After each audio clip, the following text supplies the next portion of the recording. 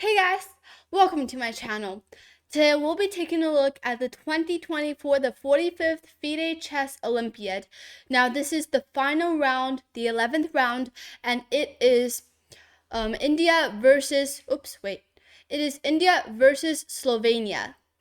So and this match is actually very important for India. If India wins this match, then India will become the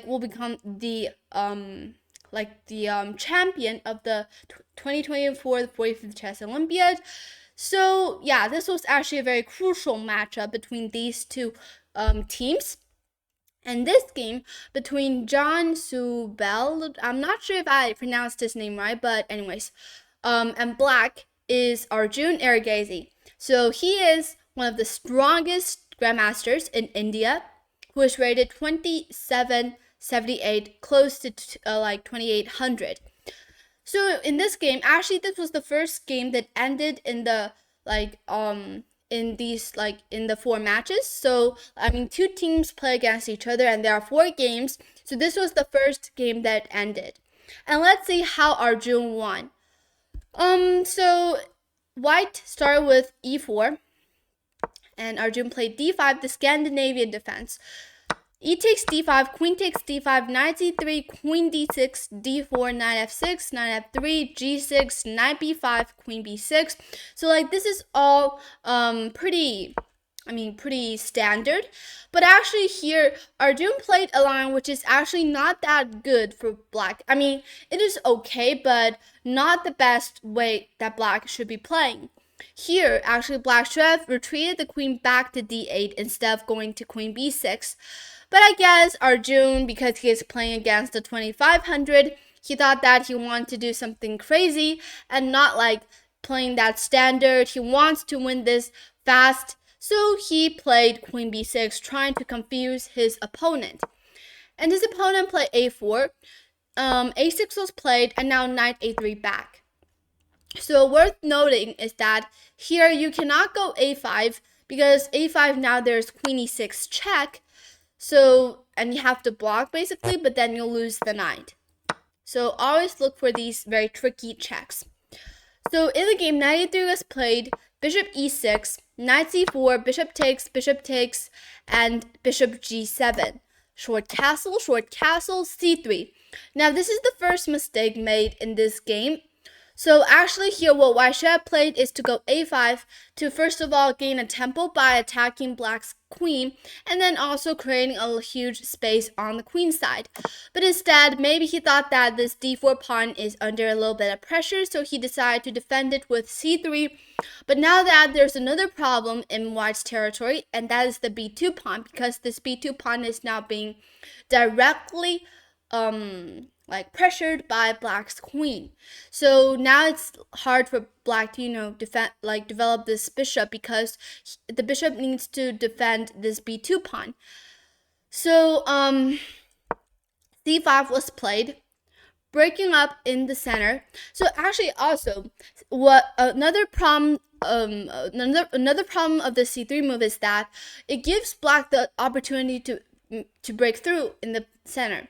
And actually before in this position, black actually doesn't have a good way to break up in the center, to make a pawn breakthrough in the center, to create some counterplay in the center. But here, after you've played c3, now you've actually given black the chance to do so. Before, if let's say, oops, wait a second, spoiler alert. Let's just go back here. Here, if white had played something like, let's just say, developing with rook e1, let's say, or no, let's just say white goes h3. Now, if black can still go c5, of course, but now, after, let's say, actually, white can now go d5. So the main big difference is that now, this bishop can somehow retreat back, and white can go immediately c4 to defend this d5 pawn. But here, if played in the game, if you go c3 immediately, you'll have to do this twice. So now if you go d5, there's actually knight bd7, and if you retreat this bishop back, let's say bishop b3, and then go c4, you're somehow losing a tempo. So this is not good. And that is what happened in the game, and black played c5. a5 was played, attacking the queen, queen c7, d takes c5, queen takes c5, queen d4, offering a queen trade. So of course, actually, I'm going to like to evaluate, or not evaluate, but I'm trying to understand what these two players are thinking. So first of all, let's try to, like, if you are white, what will you be feeling in this situation when you're facing a 2700, close to 2800 player? So as a 2500, if I were white, I'd probably be under a lot of pressure.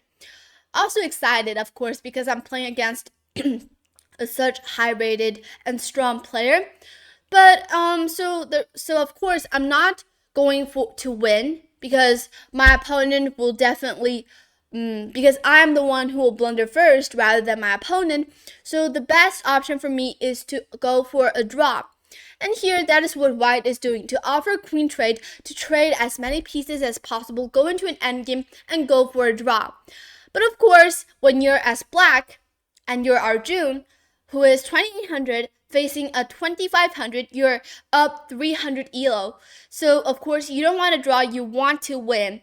First of all, you know that, like inside, you know that, okay, my opponent is of course not as strong as I am, and he is like not like the strongest player I've like played or faced in this whole tournament. So I think I am able to beat him, but I also wanted to make sure that I don't blunder first. So I want to win this game like surely, so very smoothly. I don't really want to give my opponent any chances. So I think this is what these two players are thinking during this game. But anyways, let's go back to this game. In the game, rook c8 was played. So if you take on d4 immediately, then actually it's not good, because white can take with the knight, and this knight is actually really good on d4, supported by the c3 pawn. So this is not what black is looking for. But instead, he played rook c8. So asking white, okay, I'm going to attack your bishop right now. So are you going to take on c5? But if you take on c5, I will take with the rook and attack your bishop. So it will be better for me, because you are now slower in development. So let's say if queen takes c5, rook takes c5, and let's say bishop back to e2, let's say. Now black just needs to develop with knight c6. This a5 pawn is a huge weakness now, because it's pushed way too high, and you can see that now it's actually really hard for white to go b4, because of the c3 pawn is under attack. So this will be better for black. So that's why Arjun played rook c8 here. And after knight e5, e6. So of course, white is actually threatening to go bishop takes f7. Like, these two minor pieces are putting pressure on this f7 pawn. So e6 is of course really reasonable. Rook a4, defending the bishop, but it's actually a little bit like ugly, because now after rook a4, there's queen takes d4, c takes d4, and I mean, this rook a4, the only use of this move is to defend this bishop. But now that after black has traded off the queens, this rook no longer has a good use on a4. I mean, you can go to b4 on the next move, but in the game, knight c6 was played, and of course, you cannot go rook b4 anymore. In the game, knight c6 was played, rook c6, and bishop g5. So you can see that white is just trading off the pieces, going for a draw. So white is actually pleasing for a draw, because if you had a draw against the 2800, that would be like a very memorable thing. So, because of course, when you're facing a 2800 or a player who is much like stronger than you are or higher rated than you are, it's not easy for you to win. So when you hold a draw, not only that you can gain rating points, but also it is actually not bad. I mean, you're not losing anything. So bishop g5 here, and rook d8 was played, rook d1, rook d7, king f1, knight d5. So actually let's just first of all evaluate this position again. Let's just evaluate. It is two bishops versus bishop and knight. So the minor pieces and the major pieces are actually pretty much equalized. Like, they are all pretty active, but I guess white's two bishops are slightly better than the knight and the bishop, but these two rooks are better than white's two rooks, because this a4 rook is somehow misplaced. And now let's compare the pawn structures. And it's actually very obvious. White's pawn structure is completely damaged, especially this d4 pawn is a huge weakness in this whole position. And that is why, even though, like, if you want to trade into an opposite color bishop here, like opposite color endgame here, opposite color bishop endgame here. So if you go, for example, like rook d7, if you really want to trade into an opposite color bishop endgame like this, but now you'll face a problem, and that is you'll lose the d4 pawn, because it is on, this pawn is settled on dark squares. It cannot go d5, because if d5, there is e takes d5, and after, if you take with the bishop, there is actually rook takes d5, and that will be mate. So the main problem for white is this d4 pawn, and you really don't want to lose a pawn. Like, you don't really want to be down a pawn, even though it is opposite color bishops, but you can see that this a5 pawn is also on dark squares. So if white were to go for this variation, it will actually be much better for black, and black will have winning chances. So in the game, white played king f1, just trying to get this king as close to the center as possible to support the d4 pawn. Knight d5 was played, and after king e2, h6, kicking this bishop, bishop e3 back, knight e7, and going for knight f5. So what black is doing here is basically just to pressure this d4 pawn, and once black wins this pawn, it is enough for him to win this whole game. So in the game, bishop d3 was played, preventing knight f5, but now after rook c d6, it is just impossible for white to defend this d4 pawn. Rook d2, and after f5, the reason that you're not taking on d4 immediately is because, I mean, of course it is possible, but after bishop h6, bishop f2, and bishop f4 attacking the rook, let's say the rook goes to d5, but after bishop e4, let's say trade, even though, I mean, black is up a pawn, but you can see that first of all, a pair of rooks have been traded off, which gives white a greater chance of drawing. Second of all, white has the bishop pair, and it's a great bishop pair. Like, these two bishops are extremely active, so sometimes the compensation is enough for a pawn. Alright, let's see what happened in the game. Here f5 was played, so it's actually very logical.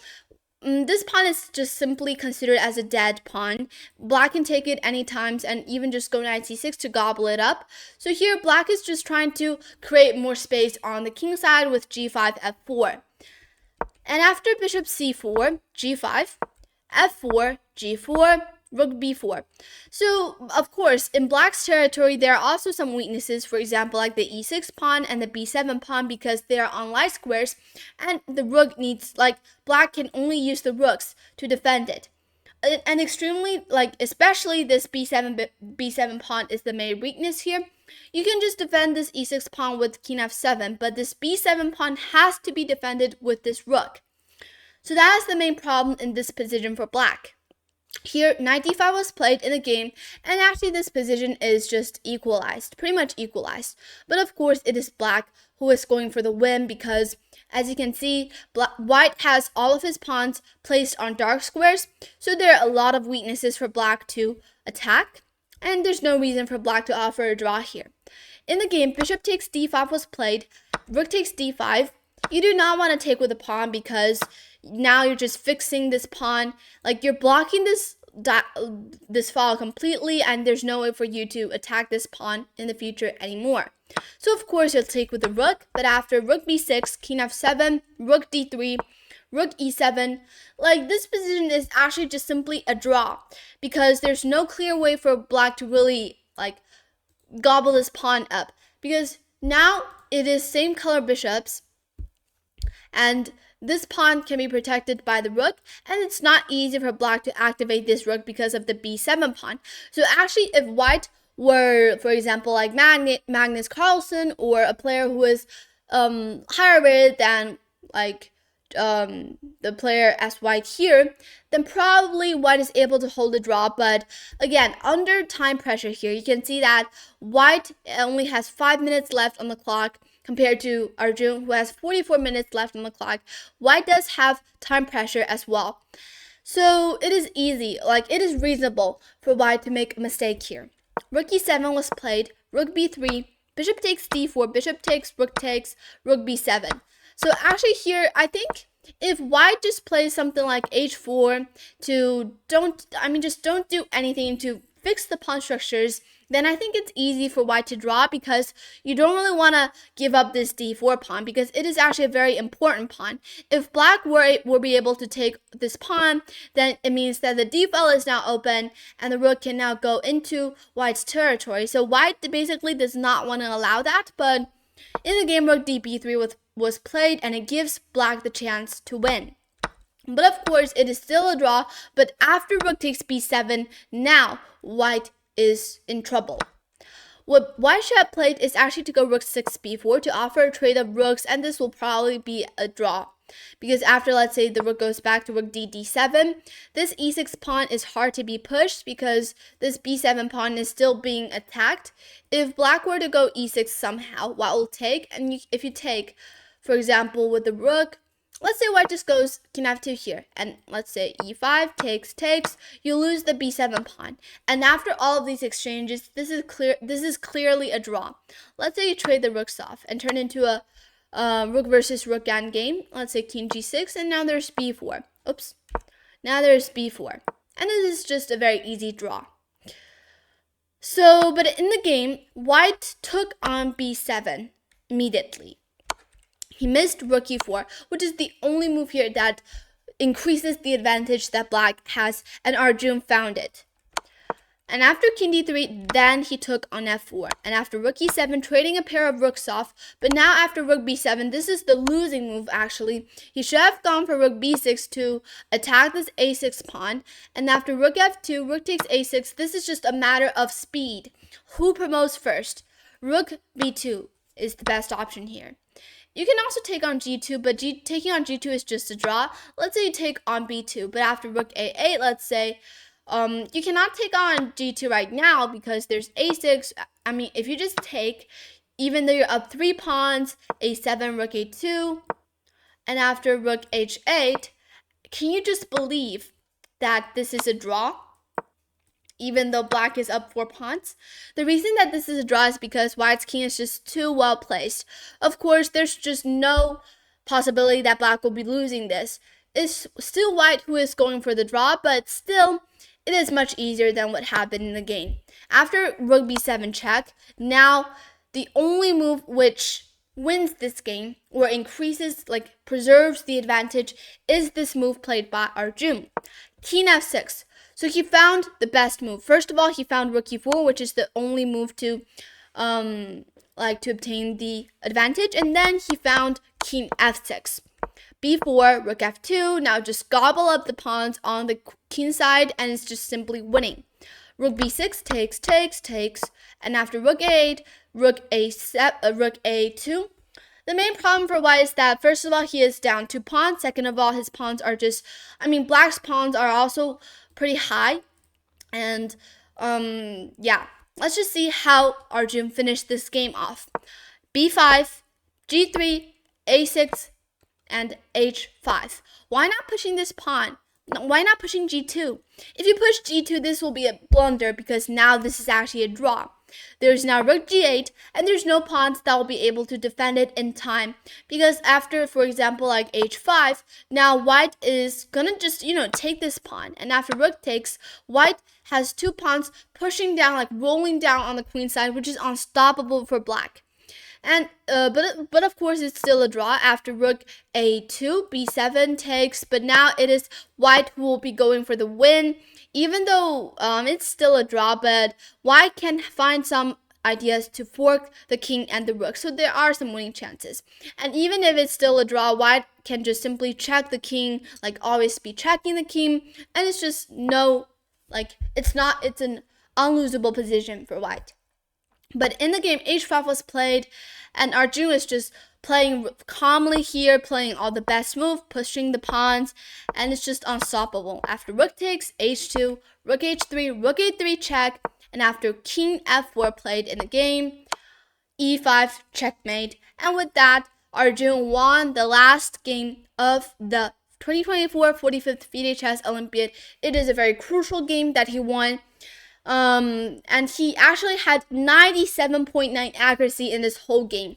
So I think you guys, by looking at this game, you can all see how Arjun Erigaisi is, like, how he is so strong. So yeah, and actually, let's just he won this game. And wait, let's just take a look at how like how the results are going on. Actually, I'm recording this video when the last game is still going on. Like, okay, you can see that India is already 2 points up. So yeah, I guess India is just the champion of the 45th FIDE Chess Olympiad. There's still 2 games going on, but I guess FIDE is going to draw, I guess, and Prague is also probably going to draw this game. But still, I guess India is going to win. I mean, yeah. And so congratulations to India. They have won the 2024 45th FIDE Chess Olympiad, as well as the women's section. You can see that the women's section, actually, yeah, they're also winning. So India is actually winning the men's section as well as the women's section. So let's see what they're doing. All right, so wait, where is India? Okay, it's down there, I guess. Okay, it's here. So you can see that India is already up, so has already won a game. And Harika is, I think Harika is definitely winning. Vashali is gonna draw, I guess. But yeah, this is just winning for their main score is gonna win. Alright, so congratulations to India winning both the men's section as well as the women's section. So yeah, this is very impressive, and just very impressive.